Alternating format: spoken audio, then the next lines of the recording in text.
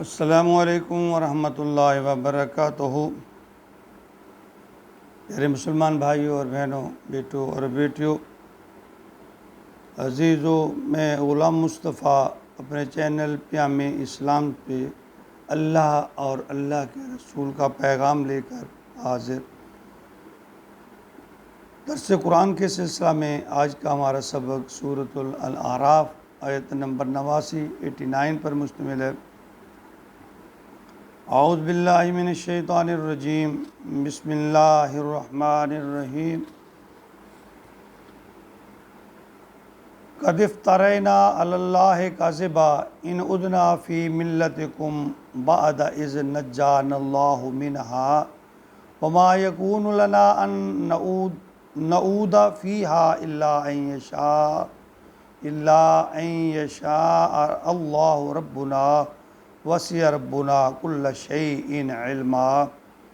اللہ توکلنا ربنا افتح بیننا وبین قومنا بالحق وانت خیر الفاتحین۔ گزشتہ آیت میں قوم مدین نے شعیب علیہ السلام کو دین حق سے واپس جہالت پر نہ پلٹنے کی صورت میں بستی اور علاقہ سے جلا وطنی کی دھمکی دی۔ اسی بات کا جواب اس آیت میں حضرت شعیب علیہ السلام کی طرف سے دیا جا رہا ہے کہ میرا ہدایت سے دوبارہ جہالت کی طرف پلٹنا ناممکن ہے، مگر یہ کہ میں اپنی طاقت یا کوشش سے نہیں ایسا کہہ سکتا نہ کر سکتا کہ حق پر ڈٹنے کی توفیق اللہ کی طرف سے ہوتی ہے، اللہ کے حکم سے ہوتی ہے۔ ہم تو صرف اللہ پر بھروسہ کرتے ہیں۔ اور پھر شعیب علیہ السلام نے یہ بھی فرمایا کہ اب تم نے اخیر کر دی، اب اللہ کے فیصلے کا وقت آنے والا ہے۔ فرمایا قد افترینا علی اللہ کذبا، البتہ ہم نے بہتان باندھا، جھوٹ بولا، علی اللہ، ہم اللہ پر اگر جھوٹ بہتان باندھیں گے، کذبا جھوٹی بات اللہ پر تھوپیں گے، ان عدنا فی ملتکم، اور اگر ہم لوٹ آئیں گے فی ملتکم تمہارے دین کی طرف، بعد اذ نجانا اللہ منہا، کہ اللہ نے ہمیں اس سے نجات دی۔ شعیب علیہ السلام فرما رہے ہیں کہ انتہائی بری بات ہوگی، اللہ پر بہتان ہوگا کہ اگر ہم سمجھ جانے کے بعد صراط مستقیم پر آنے کے بعد، نجات پا لینے کے بعد ہم دوبارہ لوٹ کر اس رستے پر آ جائیں۔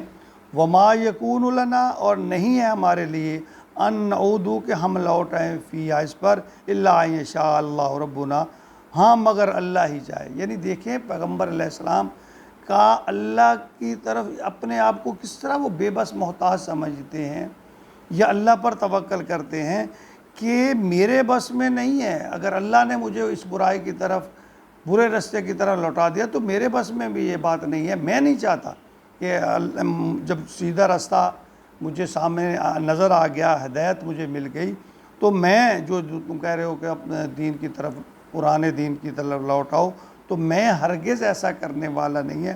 ہاں اگر اللہ کو ایسا منظور ہوا تو پھر میرے بس کی بات بھی نہیں ہے۔ وسع ربنا کل شیء علما، کہ اللہ کا علم ہر چیز کو احاطہ کیے ہوئے، یعنی اللہ ہی کا علم ہر چیز پر قدرت رکھتا ہے، وہ ہر چیز کو جاننے والے ہیں اور اس پر قدرت رکھنے والے ہیں۔ علی اللہ توکلنا، میں تو اللہ پر بھروسہ کرتا ہوں۔ ربنا افتح بیننا و بین قومنا، اے ہمارے رب اب فیصلہ کر دے میرے اور اس قوم کے درمیان، بالحق، حق کے ساتھ، وانت خیر الفاتحین، اور تو ہی بہتر فیصلہ کرنے والا ہے۔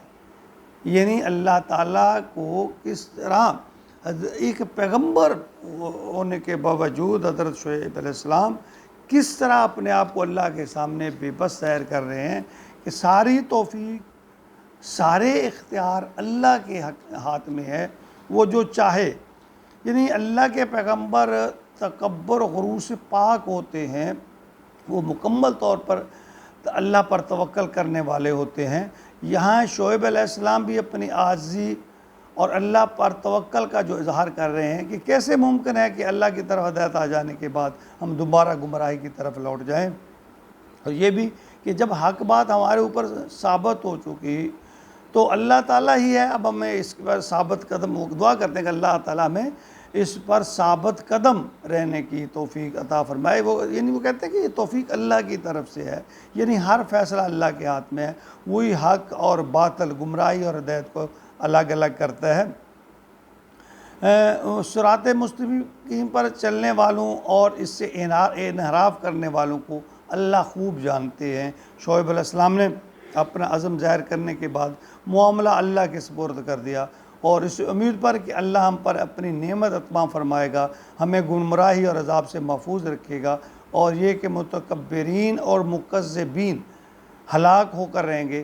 جب شعیب علیہ السلام ان کے معاندانہ اور جو ان کی سرکش جو رویے تھے ان سے مایوس ہو گئے تو اللہ سے التجا کی کہ اللہ ان لوگوں پر، ان ظالموں پر میری نصیحتوں کا اب اثر نہیں ہو رہا، کوئی امکان نہیں ہے ان پر میری نصیحتوں کا عمل ہونے کا، تو اے اللہ اب ہمارے اور ان کے درمیان فیصلہ فرما لے اور آئندہ کا لاہ عمل بھی مجھے بتا دے۔